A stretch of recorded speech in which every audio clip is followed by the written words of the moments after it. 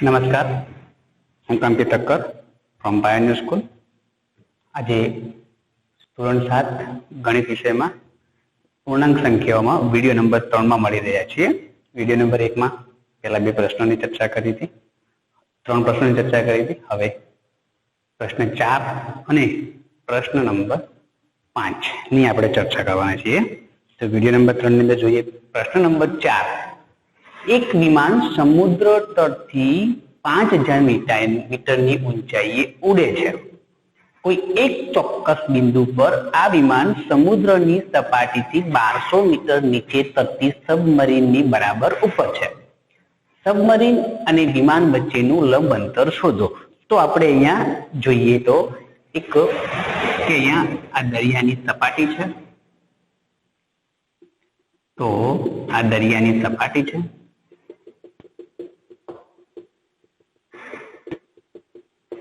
તો આ દરિયાની સપાટીની ઉપર, એક્ઝેક્ટ ઉપર અહીંયા એક વિમાન ઉડે છે.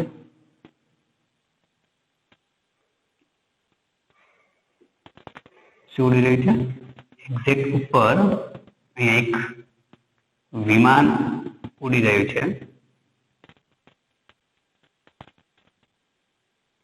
જેની આ ઊંચાઈ છે એ છે 5000 મીટર. આ દરિયાની સપાટીથી 5000 મીટર એક વિમાન ઉડી રહ્યું છે. અહીંયાથી અહીંનું અંતર એટલે કે સમુદ્ર તટની ઊંચાઈ છે એ 0 મીટર છે. અહીંથી 5000 મીટર છે એ ઉપર શું ઉડી રહ્યું છે? એક વિમાન ઉડી રહ્યું છે. અને દરિયાની સપાટીથી, સમુદ્રની સપાટીથી રહી તો આગળ જોઈએ કે આ વિમાન સમુદ્રની સપાટીથી 1200 મીટર નીચે, સમુદ્રની સપાટીથી અહીંયા એક 1200 મીટર નીચે છે ને એક સબમરીન છે. શું છે? સબમરીન છે. 1200 મીટર નીચે એક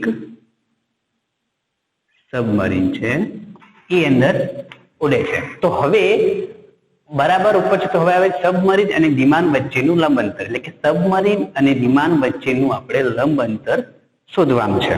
તો પેલા જોઈએ તો આગળ એ સમુદ્રના તટથી, સમુદ્ર તટ અને સમુદ્રના તટથી ઊંચાઈ, સમુદ્રના તટથી વિમાનની ઊંચાઈ કેટલી છે? સમુદ્રના તટથી વિમાનની ઊંચાઈ છે કેટલા મીટર છે? 5000 મીટર છે. બરાબર છે. અને સમુદ્રના તટથી, સમુદ્રના તટથી નીચે તરતી સબમરીન,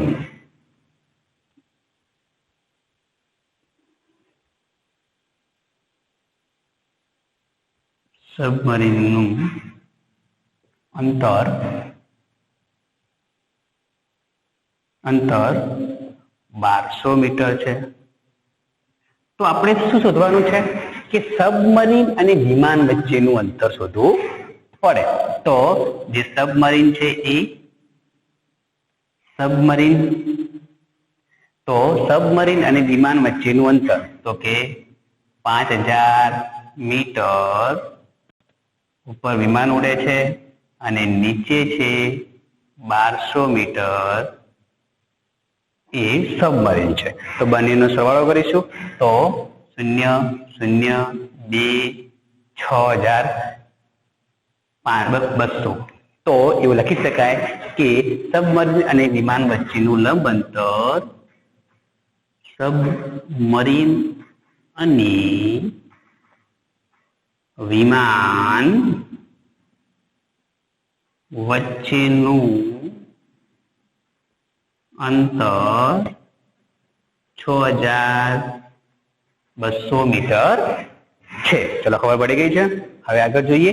5મા નંબરનો પ્રશ્ન છે કે મોહન તેના બેંક ખાતામાં ₹2000 જમા કરાવે છે અને બીજા દિવસે તેમાંથી ₹1642 ઉપાડે છે. જો ઉપાડેલ રકમની ઋણ પૂર્ણાંક વડે દર્શાવાય છે તો જમા કરાવેલ રકમની કઈ કેવી રીતે દર્શાવશો? તો ઉપાડ પછી મોહનના ખાતામાં કેટલી રકમ છે? તો બિલકુલ સહેલું છે.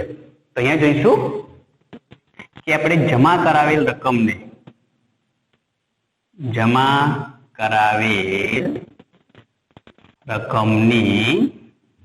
ધન પૂર્ણાંક અને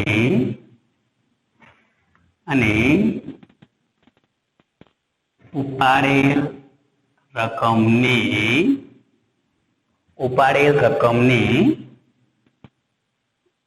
ઋણ પૂર્ણાંક વડે દર્શાવીશું.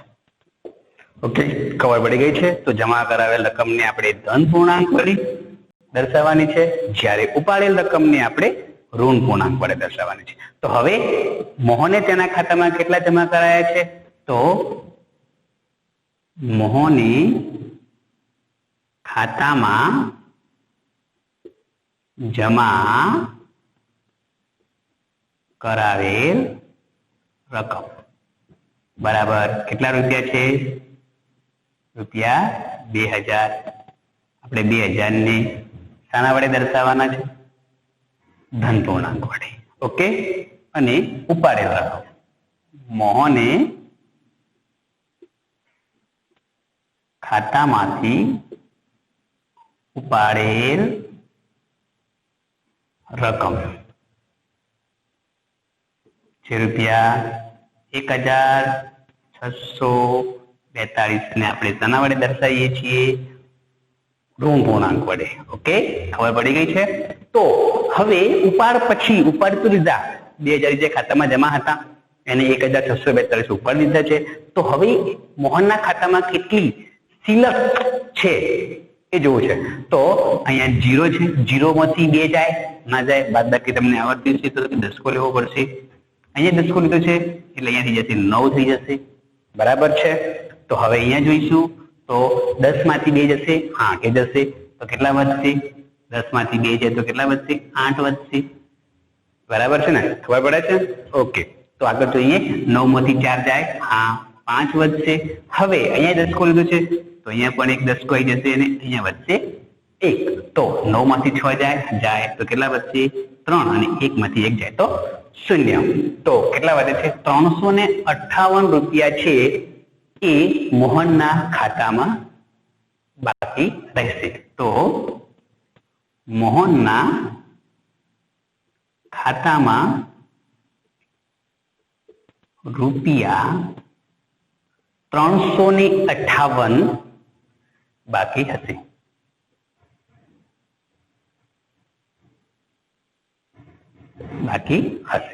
ઓકે વિદ્યાર્થી મિત્રો, તો આનો પણ એક સ્ક્રીનશોટ લઈ લો કે જે તમને કામ આવશે.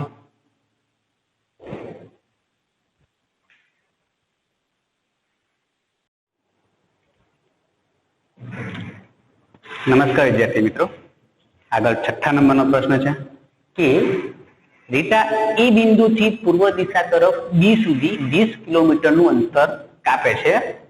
એ જ રસ્તે તે બિંદુ બી થી પશ્ચિમ દિશા તરફ 30 કિમીનું અંતર કાપે છે. જો પૂર્વ તરફ કાપેલ અંતરને ધન પૂર્ણાંક વડે દર્શાવવામાં આવે છે તો પશ્ચિમ તરફ કાપેલ અંતરને તમે કેવી રીતે દર્શાવશો?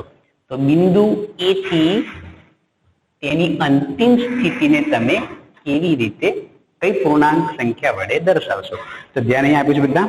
જોઈ લઈએ. પહેલા તો આપણે એક અહીંયા રેખા દોરી દઈએ છીએ. ઓકે, અહીંયા એક એ બિંદુ આપી દઈએ છે. ઓકે, હવે અહીંયા એક એ બિંદુ છે, અહીંયા બી બિંદુ છે. ઓકે, તો આ દિશાનું નામ આપી દઈએ છે પશ્ચિમ દિશા. આપણે સંખ્યા રેખા તો ભણીએ જ છીએ. આ નામ આપી દઈએ છીએ પૂર્વ દિશા. ઓકે, હવે ધ્યાન આપજો કે દિશા બિંદુ એ થી પૂર્વ દિશા તરફ 20 કિમી બી સુધી જાય છે. એટલે કે એ આ રેખા અહીંથી ચાલે છે અને બી સુધી જાય છે એટલે કેટલું અંતર કાપે છે? 20 કિમી. ઓકે, હવે આગળ જોઈએ તો અંતર કાપે છે એ જ રસ્તે તે બિંદુ બી થી પશ્ચિમ દિશા તરફ. અહીંયા પૂર્વ અને પશ્ચિમ દિશા પરસ્પર વિરુદ્ધ દિશાઓ છે. એકબીજાને શું છે, પરસ્પર વિરુદ્ધ દિશાઓ છે. તો હવે બરાબર ધ્યાન આપજો કે એ શું કહે છે, એ જ રસ્તે પાછા આવવાનું છે. અહીંયા બી થી આ જ રસ્તે એને પાછા આવવાનું છે. પશ્ચિમ દિશા તરફ 30 કિમીનું અંતર કાપે છે. તો હવે અહીંથી બી થી પાછા પશ્ચિમ દિશા તરફ જવાનું છે. અહીંયા એટલે 20 થઈ જાય, તો અહીંયા 10 એટલે કે એક નામ બચાવી દઈએ સી. આટલેથી આટલાનું અંતર 30 કિમી થાય છે. ચલો ખબર પડી ગઈ છે. તો હવે જો પૂર્વ તરફ કાપેલ અંતરને ધન પૂર્ણાંક વડે દર્શાવવામાં આવે છે, તો પશ્ચિમ દિશા તરફ કાપેલ અંતરને આપણે કેવી રીતે દર્શાવીશું? તો અહીંયા જોઈએ કે જો પૂર્વ તરફ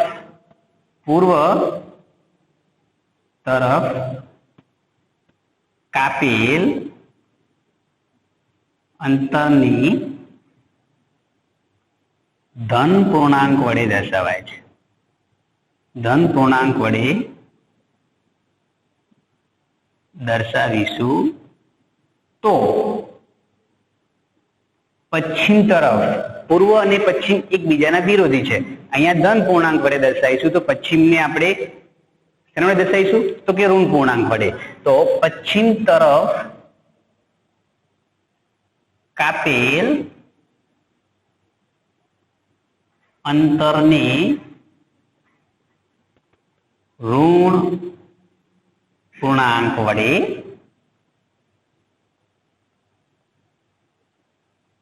દર્શાવીશું.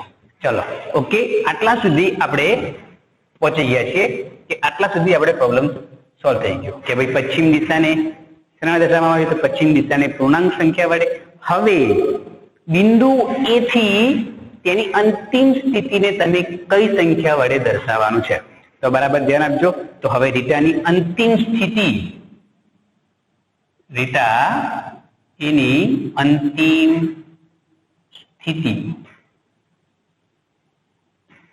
સ્થિતિ એટલે કે પશ્ચિમમાં.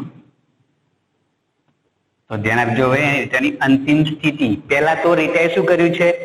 એ બિંદુથી 20 કિલોમીટર છે એ ક્યાં ચાલે છે?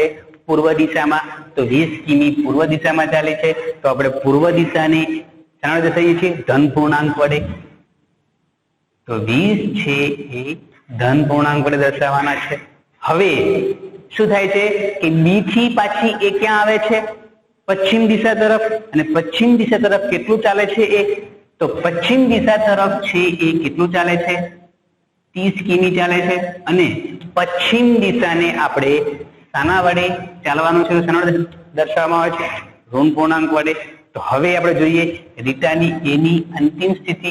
તો અહીંયા જોઈએ +20/20 કૌંસની બારે પ્લસની નિશાની છે, તો અંદરનું ચિહ્ન બદલશે નહીં, એટલે કે અંદર -30 છે તો -30 રહેશે. હવે આપણે આગળ ભણી ચૂક્યા છીએ સરખી નિશાની છે કે અલગ અલગ છે. તો આપણને ખબર પડે છે કે નિશાની કેવી છે? અલગ અલગ છે. જો અલગ અલગ નિશાની હોય તો પ્રક્રિયા શેની છે? બાદબાકીની છે. એટલે કે 30 માંથી 20 જશે તો કેટલા વધશે? 10 વધશે. હવે નિશાની મૂકવાની વાત આવે છે તો નિશાની કઈ મૂકવાની છે? એટલે કે મોટી જે સંખ્યા હોય અથવા તો મોટું પદ હોય એની નિશાની મૂકવાની છે. પણ 20 પ્લસ છે અને ઋણ 30 છે. તો આપણે કહીએ છીએ કે ધન પૂર્ણાંક કરતા ઋણ પૂર્ણાંક કેવો હોય છે? નાનો હોય છે. પણ હાલ આપણે આ જે નિશાની છે એ નિશાનીને થોડી વાર બે ધ્યાન કરી દો તો મોટું કોણ થશે? 30 મોટા થશે. 30 ની આગળ નિશાની શેની છે? માઇનસની છે. તો અહીંયા ઋણ 10 આવશે. તો તમે અંતિમ સ્થિતિને તમે કઈ પૂર્ણાંક સંખ્યા વડે દર્શાવો છો? તો કે ઋણ પૂર્ણાંક વડે. તો અંતિમ ડેટાની અંતિમ સ્થિતિ -10 છે. ઓકે, આનો પણ એક સ્ક્રીનશોટ લઈ લો.